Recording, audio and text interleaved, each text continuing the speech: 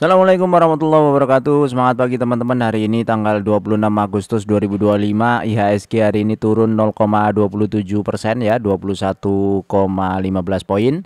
Tidak kemana-mana dari beberapa hari terakhir. Jadi ini sinyal bahwa di IHSG juga perputarannya hanya itu-itu saja. Walaupun sebenarnya secara asing itu masih melakukan inflow ya.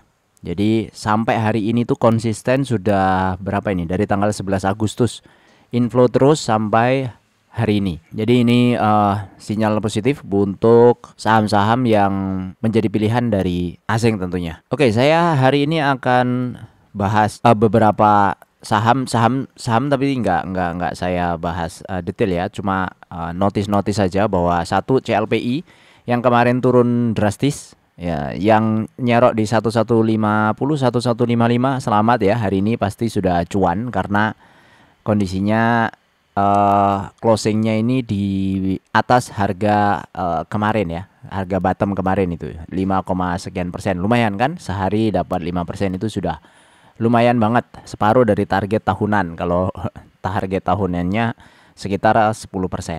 Kemudian hari ini juga ada AADI naik lumayan tinggi.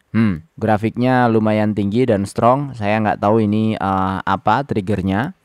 Tapi intinya buat teman-teman yang kemarin sudah cicil-cicil di harga bawah ya 6.700, 6.800, selamat.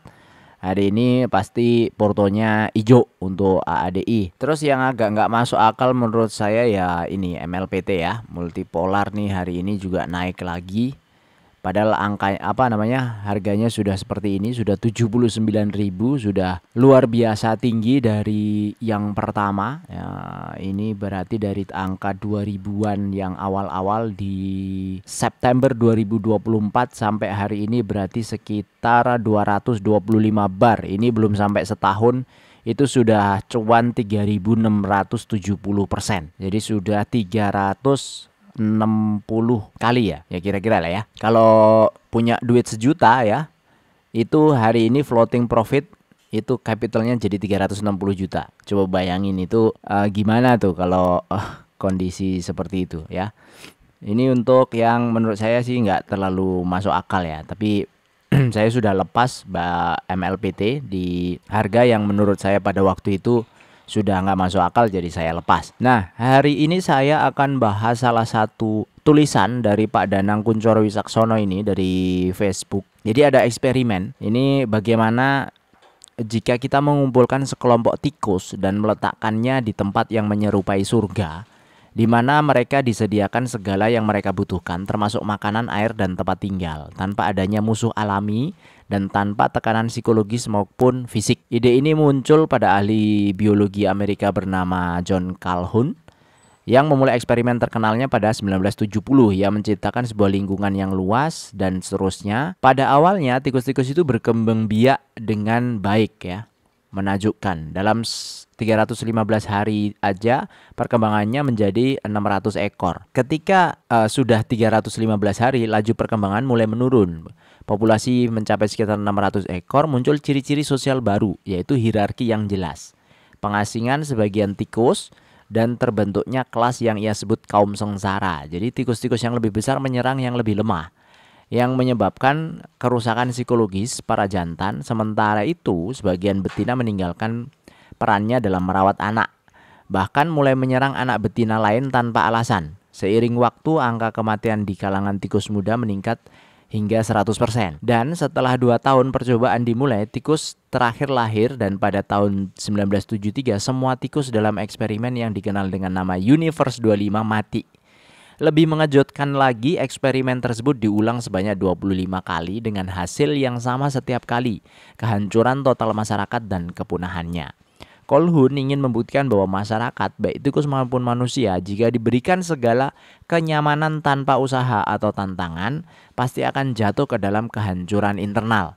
Fakta yang terbukti ini telah disebutkan bla bla bla ya, ini disebutkan Allah dalam kitabnya. Nah, karena viewers saya tidak semua muslim, jadi secara universal ini adalah salah satu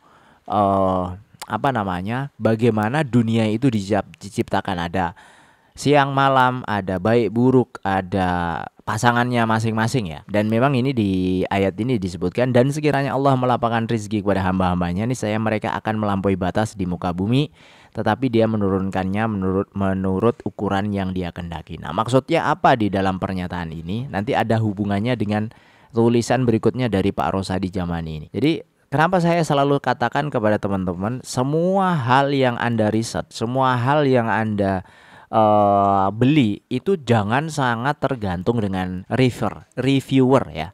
Reviewer termasuk saya. Ya, saya yang join di YouTube saya ya, ada membership ya. Nah, di membership yang join di sini itu saya katakan jangan sangat tergantung dengan saya. Memang di saham-saham yang saya review di sini itu adalah saham-saham terbaik yang ada di list saya. Ini saya share. Jadi supaya ada perbedaan juga yang member dan non member, makanya ini saya bedakan sahamnya. Di sini lebih vulgar ya.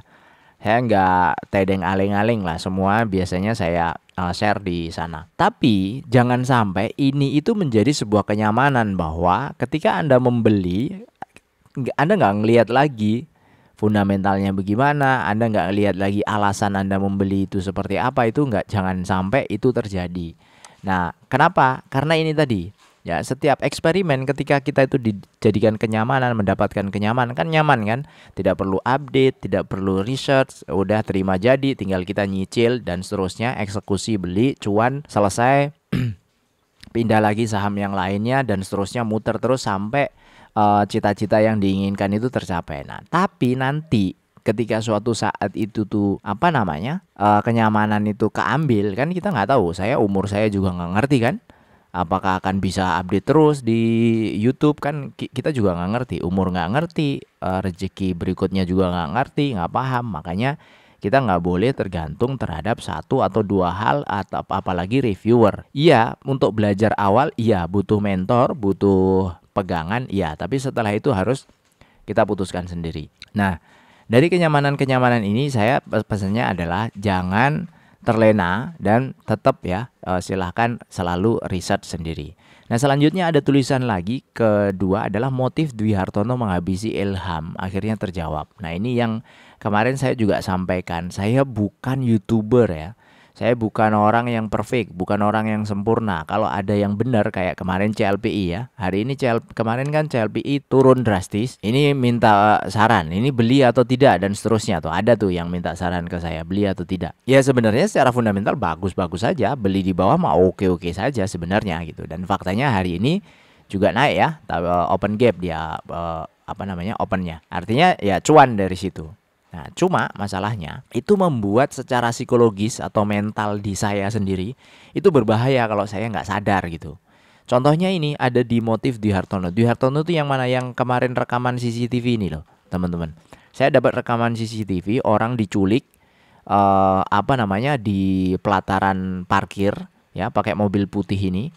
Itu dimasukkan ke dalam mobil putih ya. Detik-detik Kepala Cabang Bank BUMN Ilham Pradita yang menjadi korban penculikan pembunuhan terungkap. Jadi ternyata yang membunuh itu adalah salah satu motivator ya, namanya Dwi Hartono, menjadi otak pembunuhan Ilham katanya. Nah, di kondisi ini sebenarnya adalah jawaban gara-garanya adalah sakit hati akibat pinjaman fiktif senilai 13 miliar itu ditolak. Betapa tragis dan betapa ngemenas. Kenapa? Karena si Dwi Hartono itu sebenarnya adalah orang yang terkenal. Dia pendiri yayasan, beasiswa, motivator bisnis, sekaligus bintang tamu artis kampung. Jadi udah terlanjur tinggi, memposisikan dirinya luar biasa ya, crazy rich ya, Rimbo Bujang yang biasa tampil dengan dasi mahal, motivasi ribuan orang lewat YouTube, tiba-tiba ditolak mentah-mentah. Harga dirinya jatuh hancur. Nah, ini disebut mengidap narsistik terluka katanya. Jadi kondisi di mana orang itu yang biasa dielulukan merasa hancur total ketika citra besarnya itu tidak diakui. Ia terbiasa menjadi sang pemberi beasiswa, pemberi bingkisan, pemberi ceramah, tapi begitu meminta tadi kredit fiktif senilai 13 miliar itu ditolak oleh kepala cabang, jadinya kalap gitu loh. Nah, ketika kalap akhirnya minta ini debt collector ya, bayangkan ini untuk menghabisi mereka. Jadi gimana mungkin bahwa seseorang yang pandai mengajarkan kecerdasan emosional justru menyewa preman jalanan untuk mengeksekusi emosi pribadinya. Ia membayar orang-orang itu agar mencuri ilham, menjadikan kepala cabang itu korban bla bla bla seterusnya lah ya. Tapi intinya Anda sudah tahu bahwa semua yang ada di internet itu tidak bisa kita percaya 100%. Termasuk omongan saya yang saya omongin ini, jangan percaya 100%. Karena sumber berita yang saya sampaikan ini ya, Pak Danang Kuncoro Wicaksono tadi yang ngomongin masalah tikus, ini saya tidak bisa cek juga apakah ini eksperimennya benar atau tidak. Ya, saya nggak sempat untuk itu. Tapi bagi saya kalau ini bermanfaat untuk saya, sisi positifnya saya bisa manfaatkan, saya ambil aja. Termasuk juga tulisannya Pak Rosadi Jamani ini.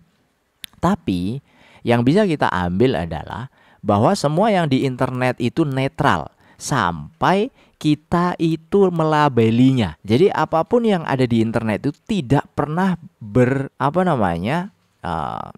mengarah ke sesuatu, ya. Tidak pernah mengarah ke A atau B sampai kita melabelinya.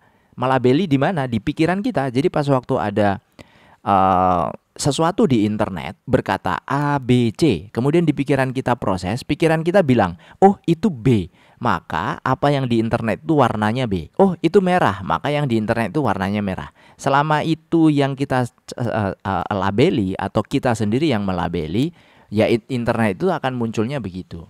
Nah sama seperti tadi Pak Dwi Hartono ini, ketika dia dilabeli oleh banyak orang itu sebagai motivator bisnis, kemudian pemberi beasiswa dan seterusnya. Sebenarnya ini ada fotonya nih ya, Pak Rosadi Jamani ini. Silakan search di Facebook teman-teman. Pak Rosadi Jamani ini sudah nulis di ini, ada fotonya nih, yang biru-biru ini ada fotonya nih ya. Tapi saya nggak masukkan di sini. Jadi silakan dicek. Ini pelajaran penting buat kita sebagai investor, bahwa apa yang kita lakukan itu harus semua berdiri di kaki kita sendiri ya. Apa keputusannya semua harus based on kita. Siapapun yang melabeli sebuah saham atau siapapun yang memberikan narasi terhadap sebuah saham itu netral sampai kita memberikan label sendiri. Nah, pada waktu kita memberikan label sendiri itu harus menggunakan data-data yang kita ambil sendiri. Ya, jadi gitu. Banyak yang kemarin minta review saham ini, saham itu, sedangkan saya cuma nge-review. Kadang-kadang saya lihat cuma 5 detik, 10 detik langsung saya bilang, oh ini nggak menarik, oh ini nggak menarik. Kenapa bisa seperti itu? Ya karena sudah lama saya melakukan itu gitu loh. Kalau teman-teman belum bisa melakukan itu ya belajar. Saya dari 2015 lah kira-kira ya, 2015 sudah bolak-balik menekuni dunia persahaman ini sampai ketemu metode yang kira-kira itu lumayan relatif aman buat saya share. Jadi ini muncullah, salah satunya adalah muncullah channel di YouTube ini. Kira-kira itu untuk hari ini. Jadi sudah lumayan, moga-moga bermanfaat. Sampai jumpa lagi di video berikutnya. Wassalamualaikum warahmatullahi wabarakatuh.